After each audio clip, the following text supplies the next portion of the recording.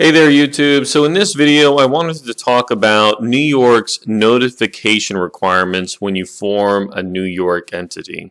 So New York is one of the last holdouts in this space where after you form an entity, you actually have to give public notice in a local newspaper or other type of publication in order to comply with the state regulations. So this slide, I just got one slide in front of us. Want to talk about some of the rules, what the examples are, and why these rules even exist and they haven't been overturned yet. So if we're starting at the top here, under Section 206 in New York's LLC Act, the LLC is required to publish within 120 days of formation a notice in 2 general circulation newspapers.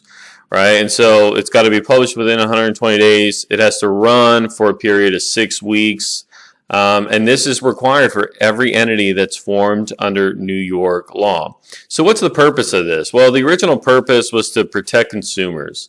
So the idea was publish the notification, inform the readers that this new entity was created within the state, and the idea was give the readers notice that this entity was formed and the owners might be using it to shield themselves from personal liability. Right, that's the idea behind it. Now, in present day, this is kind of a lost cause, right? The requirements continues to receive a lot of backlash because very few other states do this. The vast majority do not. You just go ahead and set up the entity and you're done. So it doesn't provide a lot of utility, and it increases the cost of creating a New York company, right? If you want to form a New York LLC, in addition to the filing fees, in addition to the registered agent fees, in addition to hiring a lawyer to draft the documents, you've also got to pay a local newspaper a fee to run an ad for 6 weeks that the entity was created, right? So it's not a great idea.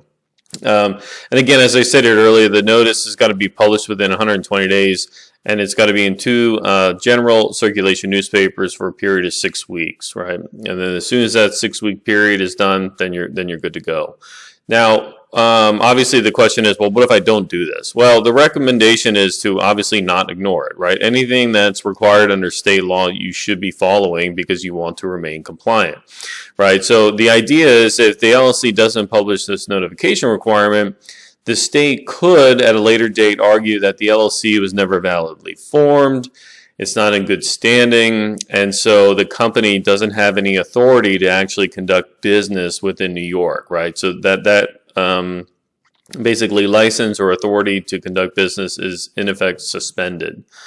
So what are the recommended steps to try to make sure you're compliant? Well, the nice thing now is if you form a New York entity, the registered agent service providers know that this is a requirement.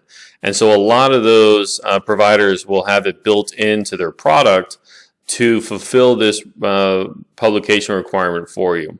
So if I formed a New York LLC and I hired a New York registered agent, and when I go through the process to hire them to be the registered agent, let's say it's $50 a year, they'll let me know, hey, you have a New York LLC, you need to do this publication requirement. We'll do it for you for an extra $100 or whatever it might be.